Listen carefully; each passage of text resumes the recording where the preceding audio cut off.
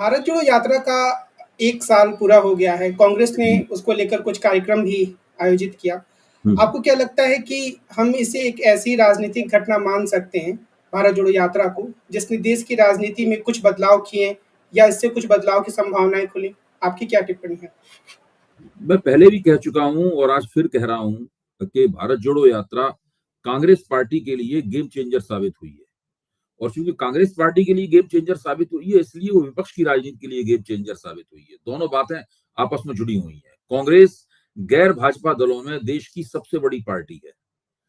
भाजपा के बाद भाजपा और कांग्रेस के अलावा ऐसी कोई पार्टी नहीं है जिसका कई राज्यों में जिसका विस्तार हो और जिसकी राजनीतिक जड़ हो। इसके बाद केवल आम आदमी पार्टी आती है जिसने दिल्ली और पंजाब में अपना विस्तार किया है। कुछ अपने हस्तक्षेप गुजरात में भी उन्होंने दिखाया है। बाकी राज्यों में वो कोशिश कर रहे हैं, लेकिन इसके अलावा मेरे ख्याल से कांग्रेस विपक्षी राजनीति की एंकर पार्टी है। चूंकि उसकी हालत बहुत खस्ता थी और सांगठनिक रूप से वो लगातार जर्जर होती जा रही थी और जनता से उसका संपर्क टूट रहा था, ऐसी स्थिति में राहुल गांधी ने तय किया कि वो केवल ट्वीट करने की बजाय या मोदी विरोधी बयान देने की बजाय या विभिन्न मंचों से या विदेशी मंचों से मोदी के खिलाफ एक आक्रामक भाषा में बोलने की बजाय वो सड़क पर निकलेंगे। वो सड़क पर निकले और अहर्निश लंबे अरसे तक वो चलते रहे। और उनकी ये जो पूरी भारत जोड़ो यात्रा है, एक तरह की लीजेंड बन गई, पॉलिटिकल लीजेंड बन गई। मैं ऐसे मानता हूं कि ये एक तरह का राजनीतिक दृष्टांत है जो आगे चलकर भी भारतीय राजनीति में इसके बारे में सोचा जाएगा, लिखा जाएगा और पढ़ा जाएगा कि कैसे इसने किस तरह देश की सबसे पुरानी पार्टी जिसका ग्राफ लगातार गिर रहा था, उसके ग्राफ को न केवल रोका बल्कि उसी प्रक्रिया में उसको भारतीय जनता पार्टी जो अत्यंत शक्तिशाली होती जा रही थी उसके मुकाबले खड़ा करने में मदद की। मैं ये नहीं कहता हूं कि आज कांग्रेस भाजपा को पराजित करने की स्थिति में आ गई है, उससे तो वो बहुत दूर है। लेकिन कांग्रेस की स्थिति ये थी कि वो अपने अस्तित्व के लिए संघर्ष कर रही थी। आज स्थिति यह है कि वो न केवल अपने पैरों पर खड़ी हुई है बल्कि उसने विपक्षी राजनीति के लिहाज से पिछले 10 साल में एक सबसे बड़ा मोर्चा तैयार कर दिया है और खुद वो उस मोर्चे के केंद्र में है। कुछ विपक्षी नेताओं जैसे कि नीतीश कुमार, जैसे कि शरद पवार, जैसे कि ममता बनर्जी, इन सब की मदद से कांग्रेस ने ये मोर्चा तैयार किया है और पूरी तरीके से इस मोर्चे के नेतृत्व को भी संभालने के लिए कांग्रेस तैयार है। और इसी दौरान कांग्रेस को ये सब इसलिए हो पाया, इसी दौरान कांग्रेस को उसका एक चुना हुआ राष्ट्रीय अध्यक्ष भी मिला जो कांग्रेस के सांगठनिक स्वास्थ्य के लिए बहुत ही लाभदायक साबित हुआ, मल्लिकार्जुन खड़गे के रूप में। तो मैं समझता हूं कि भारत जोड़ो यात्रा कांग्रेस का सांगठनिक कार्यक्रम था, उसी से कांग्रेस को लाभ हो सकता था और कांग्रेस को लाभ हुआ। लेकिन चूंकि कांग्रेस को लाभ हुआ, उससे विपक्ष की राजनीति को लाभ हुआ। विपक्ष की राजनीति को लाभ हुआ, उससे पूरे लोकतंत्र को लाभ हुआ कि लोकतंत्र में जो एक असंतुलन पैदा हो गया था वो असंतुलन एक हद तक दूर हुआ है। आपको क्या लगता है कि इससे राहुल गांधी की छवि बदली? जैसा कि राहुल गांधी खुद कहते हैं कि पहले उन्हें जिस रूप में प्रस्तुत करने के लिए अरबों रुपए या करोड़ों रुपए खर्च किए गए, वो छवि अब जनता के बीच में नहीं रही।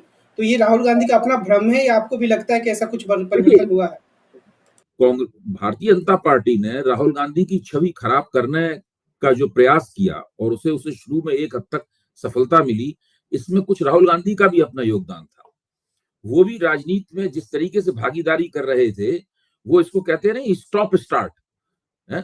वो कभी रुकते थे, कभी शुरू कर देते थे, कभी रुकते थे, कभी शुरू करते थे, बीच बीच में छुट्टी में चले जाते थे।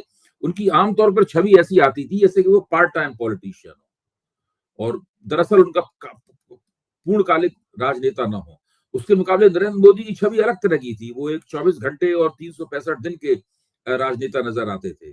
तो भारतीय राजनीति जिस प्रकार की है उसमें पार्ट टाइम राजनेता के लिए दरअसल कोई जगह है नहीं।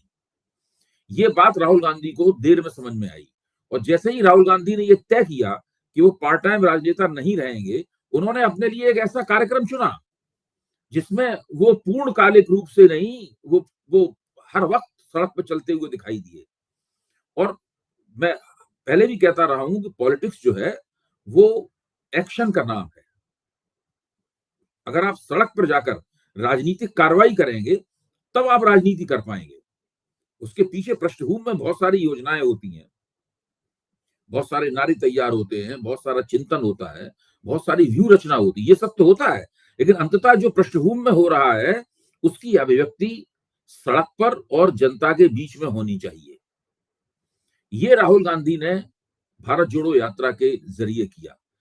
देखिए, जब राजनीतिक पार्टी आंदोलन करने के लिए सड़क पर निकलती है तो कुछ ऐसा घटित होता है जिसकी पहले से योजना भी ना बनाई जा सके। आपको ध्यान होगा कि जब किसान आंदोलन हुआ था तो किसी ने अंदाज लगाया था कि किसान आंदोलन जब अपने शिखर पे पहुंचेगा तो वो इस स्थिति में पहुंच जाएगा कि वो मोदी सरकार को झुका दे। सब लोग कहते थे नहीं, तो हो ही संभव ही नहीं हो सकता, संभव ही नहीं है। लेकिन किसान आंदोलन ने ये करके दिखाया। तो राहुल गांधी ने जब भारत जोड़ो यात्रा निकाली थी तब भी किसी को अंदाजा नहीं था कि इसके परिणाम ऐसे निकलेंगे। तो राहुल गांधी कहते भी हैं कि मुझे खुद ही नहीं पता था कि भारत जोड़ो यात्रा के लिए मुख्य तौर पर मैं किस मकसद के लिए यात्रा कर रहा हूँ। धीरे धीरे उनकी समझ में आया कि उनका मकसद है क्या। जब वो जनता से मिले और लगातार जनता के संपर्क में रहे और गतिशील अंदाज में जनता में, ऐसे नहीं कि वो बैठे हुए एक जगह और लोग उनसे मिलने के लिए आ रहे हैं उनके समर्थक, वो दूसरी बात है।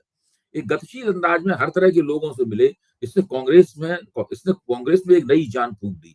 उन क्षेत्रों में भी जहां कांग्रेस का संगठन मजबूत नहीं है, पहले तो हर जगह मजबूत हुआ करता था, आज बहुत कमजोर हो गया है, उन क्षेत्रों में भी कांग्रेस के लिए कुछ संभावना पैदा हुई।